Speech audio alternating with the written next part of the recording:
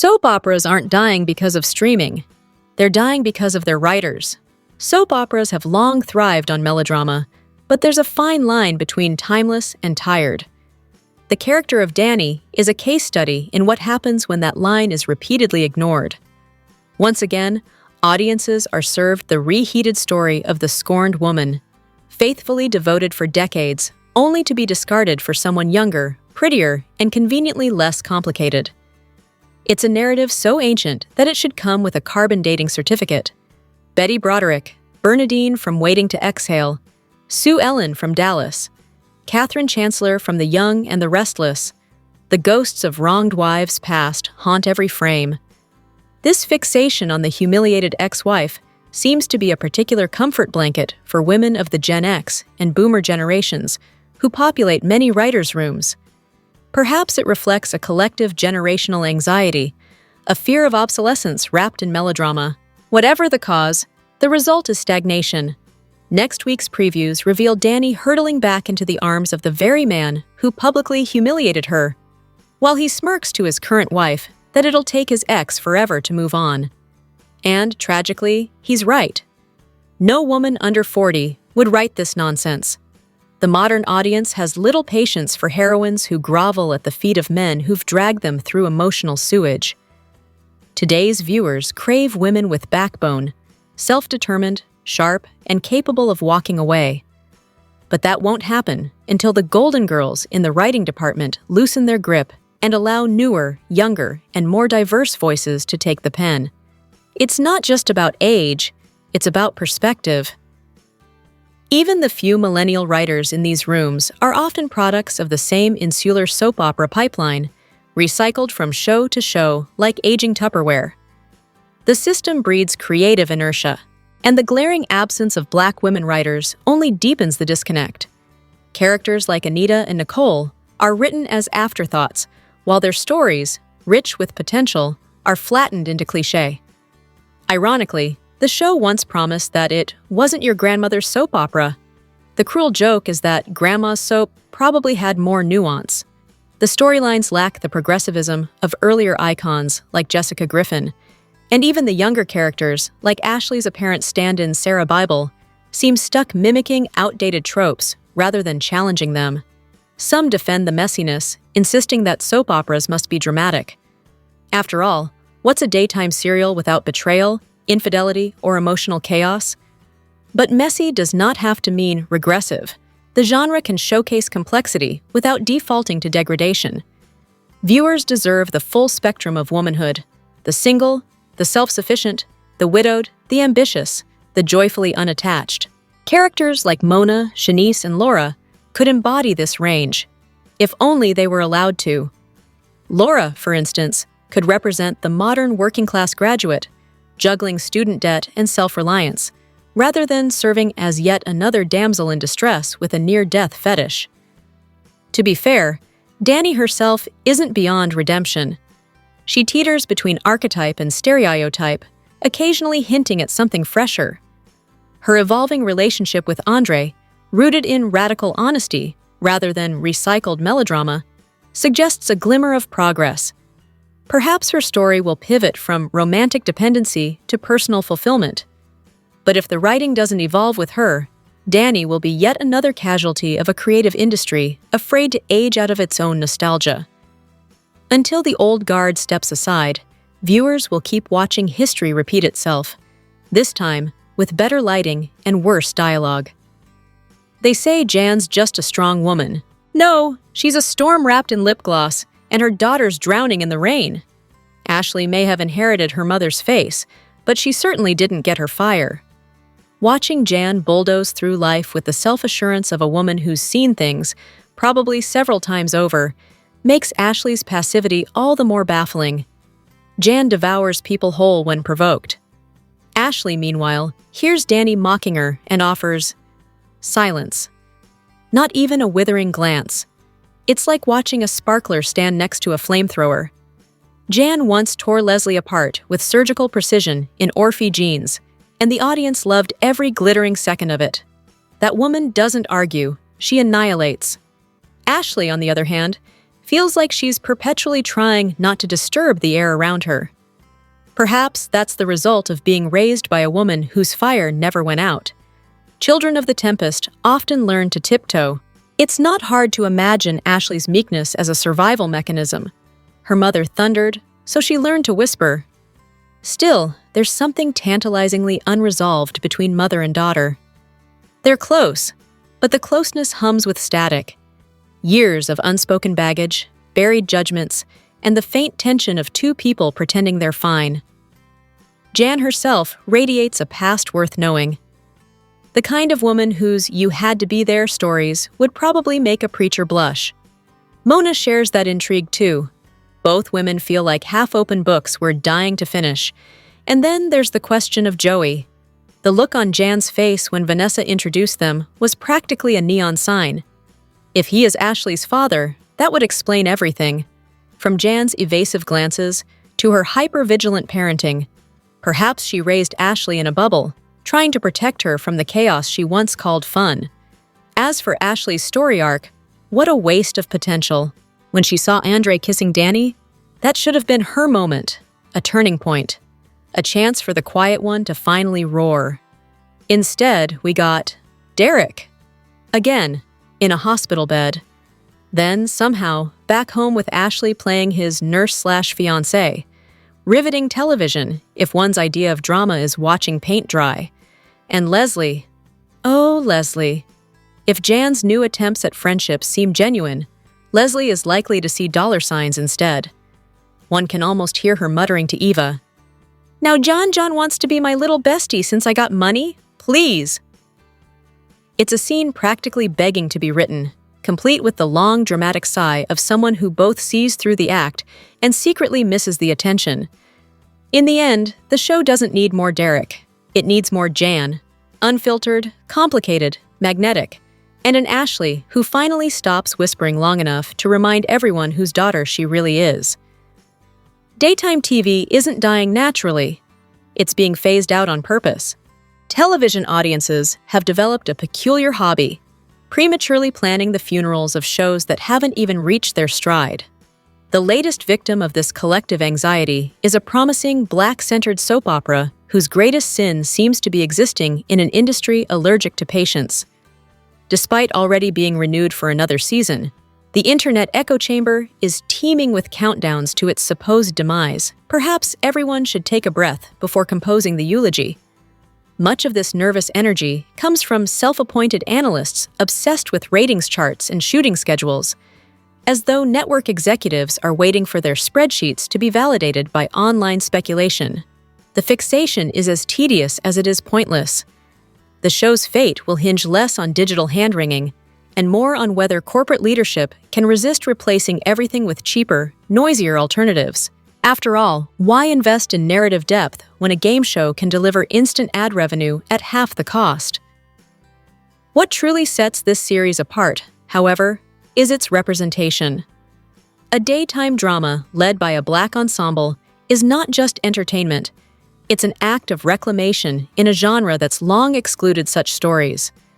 There's immense potential in watching younger characters grow, communities evolve, and generations of talent find their footing, much like how actors once graduated from soap anonymity to primetime stardom. The show could easily become a cornerstone for both rising stars and seasoned veterans alike, if only it were given the stability to breathe. Of course, optimism alone doesn't sustain a series. Even loyal viewers acknowledge that the writing could use refinement, deeper character development, fewer dangling storylines, and for heaven's sake, fewer undeserved victories for certain characters who seem to escape justice weakly. Soap operas thrive on chaos, but there's a fine line between suspense and narrative amnesia. When storylines dissolve without resolution, the audience stops caring, an unforgivable sin in serialized storytelling. Then there's the looming question of corporate willpower.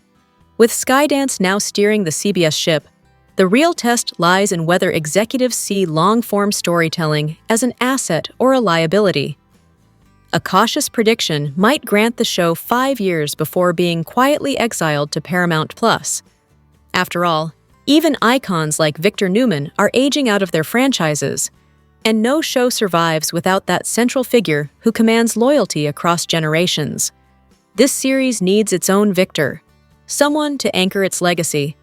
For now, the best course of action is the simplest. Keep watching, keep talking, and keep proving that quality daytime television doesn't have to be extinct. The show has the bones to become a multi-generational classic, if only it's allowed to grow rather than be dissected before it's even finished its first act. Never trust the character who smiles while pouring the drinks. They're always poisoning more than just the whiskey.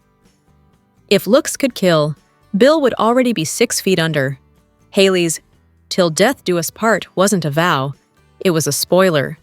There's a venom behind those glassy, doe-eyed stares, the kind that belongs less to a loving wife and more to someone patiently timing her next insurance payout. The woman never drinks, yet she's always the one pouring, a detail that suddenly feels less like hospitality and more like premeditation. Perhaps the stroke months ago wasn't divine punishment after all, but a carefully administered dose of something far more earthly. Unfortunately, Haley's menace stops at suggestion. She's neither as psychologically complex as Bill, nor as deliciously unhinged as Leslie or Joey. She doesn't command chaos, she whines at it. If she's not going to be interesting, she might as well be lethal. Turn her into a murderess, then write her off with poetic justice, much like that other nuisance who antagonized Martin to death. Meanwhile, the real fireworks are across town with Vanessa and Joey, a pairing so combustible it's a wonder the fire department hasn't been called yet. Joey's masquerade as Donald's savior borders on performance art. The man kills Donald's father, then gets thanked for helping him heal. Diabolical, utterly scandalous, and yet mesmerizing. Doug's downfall was a tragic mix of arrogance and bad math. His gambling debts were Everest high, and even Randy saw the avalanche coming. Joey was always going to take him out. Doug's fatal mistake was thinking he could expose a shark without getting bitten. Vanessa's entanglement with Joey might have started as escapism, but it's about to become her undoing. The irony is rich. Vanessa forced an open relationship on a husband already drowning in insecurity, then acts shocked when he gambles away their life. She scolded him for pawning his watch, the same watch that once symbolized their love, all while declaring they weren't in love anymore. Her hypocrisy is its own Greek tragedy. Still, one can't deny the electric tension between her and Joey. When she finally discovers that the man she desires is the same one who destroyed her family, the ensuing cat and mouse will be soap opera gold, lust and loathing in perfect, volatile balance. Vanessa's world is destined to crumble, and frankly, it's about time. She built it on deceit and self-delusion.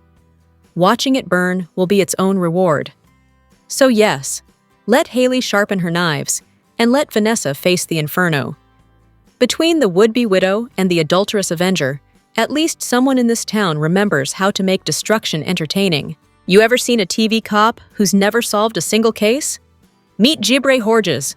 The man, the myth, the mediocrity. There is stiff acting, and then there is Jacob Horges' interpretation of emotional restraint. Watching his performance as Gibber feels like observing someone simultaneously reciting lines and remembering not to breathe too loudly. Every scene arrives with the same energy level. None. Whether he's chasing a killer or discussing gym schedules, his tone remains unwaveringly flat, as though emotion were a luxury his character simply cannot afford. To his credit, he's not entirely alone in this dramatic purgatory. Tomas, for instance, appears to be conducting a public audition for the role of most unconvincing human alive. His delivery suggests he's discovering each line for the very first time, often mid-sentence. Martin, too, made an early bid for infamy, with performances so grating they required fast-forwarding for the sake of self-preservation. He has improved slightly, but only in the way one might improve from a 3 to a 4 out of 10. Some defenders claim the fault lies not in the actors but in the writing, a plausible argument, given that Gibray's detective seems to have never solved a single case. A man can only look so convincingly intense when every plotline proves he's professionally useless. Others excuse the wooden delivery as a symptom of inexperience, After all, several cast members appear to be newcomers to this genre. One might generously call it an experimental phase for the production. Still, even in this sea of uneven performances, Ghibri's whisper acting stands out. His perpetual hushed tone, somewhere between cop in a library and man scolding his dog under his breath, has become its own brand. Combine that with the permanently furrowed brow and the facial expression of mild constipation, and you've got a performance that demands attention purely through its unintentional comedy. Of course, fans have learned to adjust expectations. This is not the world of prestige television. It's a soap determined to let the inexperienced cut their teeth in public view. And why not? For all the cringe and stiffness, there's an undeniable charm in watching raw actors try, fail, and sometimes, accidentally, succeed. So yes, Ghibri may speak like a malfunctioning AI, and Tomas may act as though reading cue cards is a new experience, but at least they're memorable. In a genre that thrives on melodrama and emotional chaos, perhaps a bit of unintentional awkwardness is exactly what keeps the audience watching.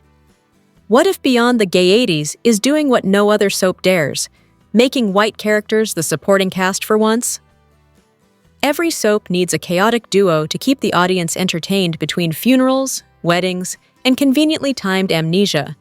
Leslie and Joey, it seems, may just be the next pair poised to deliver that delicious dose of narrative disaster.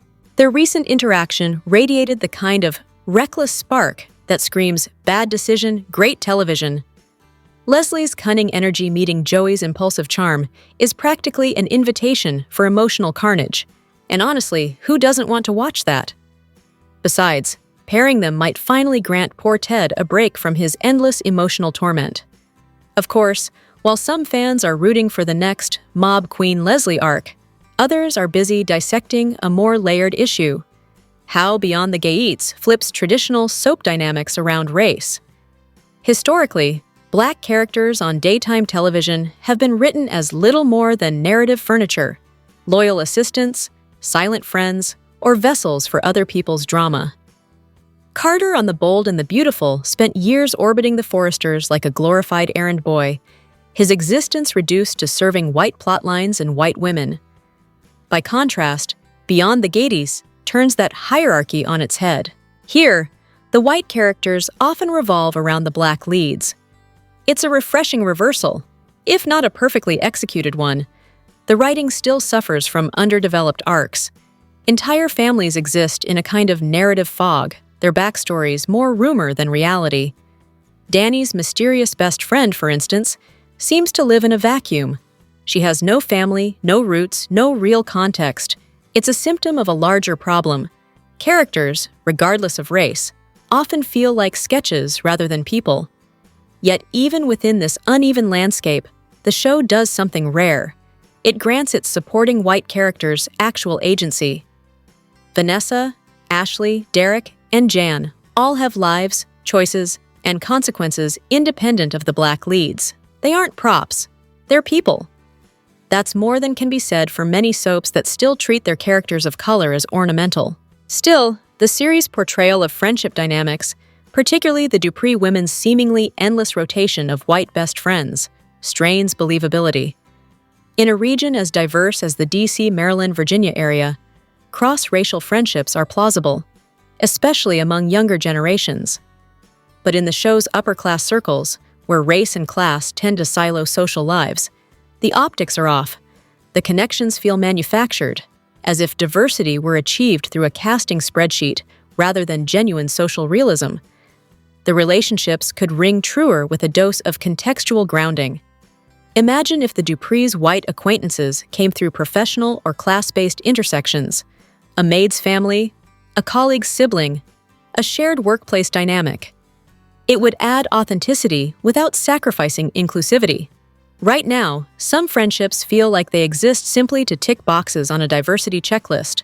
In the end, Beyond the Gates remains a fascinating contradiction, a show that both challenges and reinforces the genre's old habits. It gives power to characters long denied it, yet still stumbles over lazy development.